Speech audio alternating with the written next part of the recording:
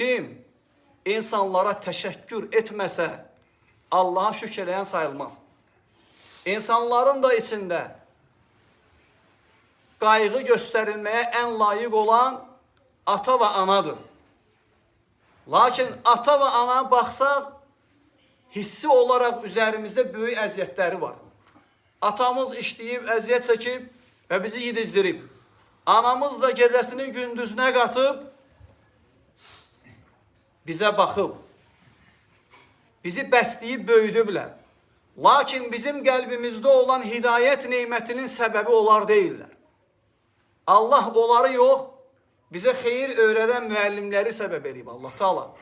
Ona görə valideynlərə də təşəkkür eləmək, onlara da hörmət qoymaqdan sonra ən böyük təşəkkür edəcəyimiz insanlar, qardaşlar, bizə xeyri öyrədən müəllimlərimizdir.